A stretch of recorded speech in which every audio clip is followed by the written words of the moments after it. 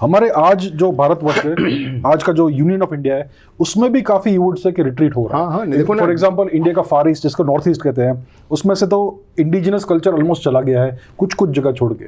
उसके बारे में नहीं, देखो क्या है कि देखो ये जो आज तो नहीं चला गया, पोस्ट इंडिपेंडेंस से पहले 100 साल की बात करते हैं, 100 साल में चला गया। अब हिंदू समाज में हमें काम करना है। देखो अभी मौका है।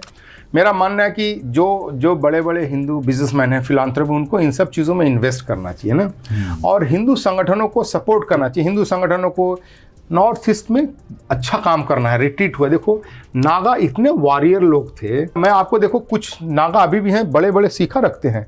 मैं नागालैंड में 90 के मैं घूम रहा था, तो मैं तो सन्यासी, तो सीखा नहीं होता सन्यासी का। तो एक नागा मेरे पास आया, तो तुम हिंदू हो? बोला कि हाँ मैं हिंदू हूँ। तो बोला तुम्हारा सीखा कहाँ है? मेरा तो सीखा नहीं था। वो उसने निकाल के लेके मेरा सीखा है, तो ये बचा हुआ है। हाँ, तो हमें क्या है, वैसे नागा बहुत लड़ाकू लोग थे, बहादुर कौम थी, है ना। क्रिश्चियनों ने डेलिबरेटली उनको कन्वर्ट कर लिया ना, और आज हमें उनका यूज कर रहा है हमारे विरुद्ध में। नागाओं के कारण से रियली ब्रिटिश अपने आप को बर्मा, थाईलैंड से कनेक्ट नहीं कर पाए, इतना लड़ाई लिए। तो अभी नागा लोगों को बीच में हमें काम करना चाहिए, है ना, जिससे क्रिश्चियन इन्फ्लुएंस उन पर कम हो। देखो एक बहुत अच्छी किताब है एस सी देव का, मुझे याद है, the untold history of Nagaland, है ना। बोला कि एक अनरेस्ट का पीछे क्रिश्चियनिटी भी वहाँ है। वैसे मीजो है, मीजो लोगों ने कम से कम 50 फादर लोगों को मारा। जब क्रिश्चियन कन्वर्सन के लिए गए तो मारा मिजो ट्राइब लोगों ने, लेकिन उनको मिजो ट्राइब को फिर गोरखा आर्मी के द्वारा कंट्रोल करके फिर वहाँ कन्वर्सन के 95% वहाँ कन्वर्सन है। बिल्कुल, हाँ। वैसे ही नागालैंड में 70% कन्वर्सन है। तो ऐसे गारो जिसको कह सकते हैं, जो हमारे मेघालय के खासी गारो में कन्वर्सन है, तो कन्वर्सन हो गया उनका। अब हमें चाहिए धीरे धीरे बड़ी संख्या में एफर्ट से हर संगठनों को और हमारे समाज को उसमें सपोर्ट करना चाहिए ना, और काम करना चाहिए। धीरे धीरे लोग आएंगे। मैं आपको एक उदाहरण दे, समाज is ready to accept, no. ये 1990 के आसपास की बात है, एग्जैक्टली 1990 के आसपास भारत सेवा संघ ने एक कॉलेज खोला दीमापुर में, नागालैंड में। नागालैंड का जो जिसको कह सकते हैं सिटी है, जो रोल से कनेक्टेड है। हाँ। क्या था कि नागा लड़के, हमारे जो हिंदू लड़कियां, जो बंगाली, मारवाड़ी, ये सब परिवारों की, तो हाई स्कूल के आगे नहीं पढ़ पाती थी, क्योंकि कॉलेज में तंग करते थे। ये कॉलेज हमने खोला था लड़कियों का, है ना। भारत सेवा संघ की एक बिल्डिंग थी, आश्रम की बिल्डिंग थी, उसका नाम था परमानंद विमेंस कॉलेज। अच्छा। नाम खोला जी। मैं उसको उद्घाटन में गया था। स्वामी विजयानंद जी महाराज थे दिल्ली में, भारत सेवा संघ के प्रेसिडेंट थे, बहुत अच्छे वक्ता थे, हम गए थे। तो कॉलेज खोला था लड़कियों के लिए, हिंदू लड़कियां वहां आएंगी जी। लेकिन 70% एडमिशन नागा लड़कियों का हुआ। अच्छा। तो हम लोग भी सरप्राइज हो गए। आप मना तो नहीं कर सकते ना, we are all open society. हाँ। फिर हमने कहा इसको डिस्करेज करते ना, रियली बोले कि देखो हमारे तो साधु का आश्रम है ना, ये आश्रम मंदिर कंपाउंड में कॉलेज है, तो आप वेस्टर्न ड्रेस पहन करके नहीं आ सकते, कि नागा लड़कियां पहनती थी। फिर पेरेंट्स ने कहा नहीं, आप ड्रेस डिसाइड कर दीजिए, हमारी लड़कियां इंडियन ड्रेस पहन के ही आएंगी। हमने उनको बोला था आप अपने कस्टमरी नागा ड्रेस पहन के आओ जी। तो बोले कि अब नागा ड्रेस तो डे टू डे कभी कोई पहनता नहीं है। अच्छा। वो फंक्शन में पहनते हैं। अच्छा। सब लोग आजकल लड़के पैंट शर्ट जींस पहनते हैं। हाँ। तो आप हमारा ड्रेस दे दीजिए। हमने वही लड़कियों का पंजाबी सूट एंड सलवार दिया, सब नागा लड़कियां पहन के आई, बहुत खुश थी। तो फिर पेरेंट्स ने कहा आप अपना हॉस्टल भी बनाओ, है ना।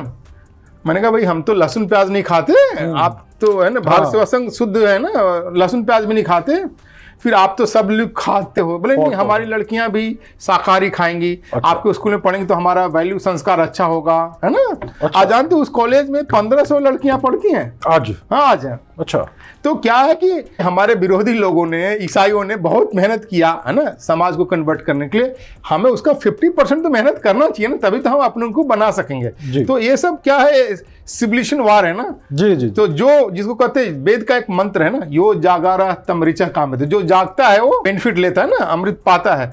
तो हिंदू समाज को खड़ा होकर के इन सब एरिया पर हमें काम करना चाहिए। थोड़ा सा हिंदू संगठन कर भी रहे हैं, मेनली आरएसएस से संबंधित जो संगठन है, विश्व हिंदू परिषद, बनवासी कल्याण आश्रम, विवेकानंद केंद्र, ऐसे कई संगठन कर रहे हैं। आजकल इस्कॉन भी चला गया, कुछ आर्य समाज, कुछ संगठन जा रहे हैं, अच्छा काम कर रहे हैं, रामकृष्ण मिशन भी काम कर रहा है। तो ऐसे बड़ी संख्या में काम करना चाहिए जी सर।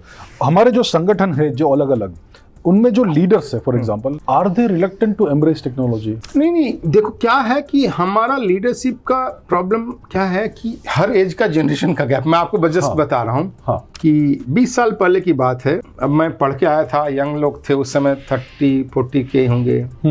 हम बहुत सारे चीज़ें अपने ऑर्गेनाइजेशन में बताते कि ये सब चीज़ करना चाहिए, मॉडर्नाइजेशन, टेक्नोलॉजी, तो उनका रेजिस्टेंस था, क्योंकि वो उस सब चीज़ों का रियली महत्व नहीं जानते थे। वो जैसे कंप्यूटर आया तो कंप्यूटर में हमारे ऑफिस में विरोध होने लगा, इससे अनएम्प्लॉयमेंट बढ़ जाएगा, स्टाफ जो हायर किया वो कहाँ जाएंगे, है ना। अच्छा। तो एक जो अंदर से विरोध नहीं है, वो क्या है, बिकॉज वो जिस जनरेशन में वो लोग पैदा हुए आज के टेक्नोलॉजी को उस तरह से अंडरस्टैंड नहीं कर पाते हैं। अच्छा। तो हमारा काम है कि उनको भी एजुकेट करना चाहिए कि टेक्नोलॉजी का यूज हर समय संगठन के लिए अच्छा है। उससे क्या है कि आपकी इफिशिएंसी बढ़ती है, कैपेबिलिटी बढ़ती है, डिलीवरी बढ़ती है। टेक्नोलॉजी का तो दोनों यूज है, दोनों तलवार है ना, force multiplier, good bad, just good bad है ना। तो हमें अपने हिंदू संगठनों को टेक्नोलॉजी का यूज करते रहना चाहिए। आपको बता रहे कि इंटरेस्टिंग चीज है कि मैं लॉस एंजल्स में बैठा था, है ना, और ये टेक्नोलॉजी का जगह है, और वहां जो चर्चा करने वाले हमारे कार्यकर्ता हैं, वॉलंटियर टेक्नोलॉजी वाले लोग हैं, वो चर्चा कर रहे हैं कि हमें अपने संगठन में टेक्नोलॉजी का यूज करना चाहिए, नहीं करना चाहिए, क्योंकि पुराना हमारा संगठन टेक्नोलॉजी का नहीं था ना, परस्पर रिलेशनशिप, संपर्क, ये सब था। तो हमसे पूछा, मुझे सरप्राइज हुआ कि भाई टेक्नोलॉजी के जगह में, टेक्नोलॉजी वाले कंट्री में टेक्नोलॉजी के लोग बैठकर इस तरह से बात करते। मैंने कहा देखो, मैं ये बता सकता हूँ कि पुराना आंसर है, नए कंटेक्स्ट में स्वामी विवेकानंद का वर्ड है, you learn English not as a culture, as a weapon, है ना, एज अ वेपन। तो टेक्नोलॉजी का यूज हमें वेपन के रूप में करना चाहिए कि इससे हमारे काम को बढ़ावा मिलेगा, और नहीं करोगे तो आप पीछे छूट जाओगे। जी बिल्कुल, हाँ। इसलिए हमें सभी हिंदू संगठनों को स्पेशली एफर्ट्स करके अपने लोगों को ट्रेन करना चाहिए, यंग लोगों को, और बड़े लोगों को मन में रेजिस्टेंस है टेक्नोलॉजी का एडॉप्शन से, नॉट बिकॉज ऑफ एनी कोई उनके मन में निगेटिव है, बिकॉज दे आर नॉट, इतना फास्ट चेंजिंग टेक्नोलॉजी है तो नहीं कर सकते। उनको भी हमें एजुकेट करना चाहिए इसके क्या फायदे हैं, तो वो भी रिसेप्टिवनेस बढ़ेगा। जी डेफिनेटली। अगर आप भारत का इतिहास देखेंगे, जब हमारा जीडीपी 33% प्लस था, we were technologically very advance, we have always been a technologically very advance society. तो अभी कुछ डिस्कनेक्ट हो गया है, but hopefully we can go forward. क्या है कि ये सारा ओरिएंटेशन है ना, समाज में कैसे आप समाज को मोटिवेट करते हो ना। तो आज जो हमारा ओपिनियन मेकर, जो लीडरशिप है, जो ड्राइव करता है, उसको पहले इसका इंपॉर्टेंस समझना होगा, और फिर वैसे समाज को उधर ड्राइव करना होगा कि टेक्नोलॉजी का यूज हमारे लिए फायदेमंद ही, अच्छा ही है, नुकसानदेह नहीं है।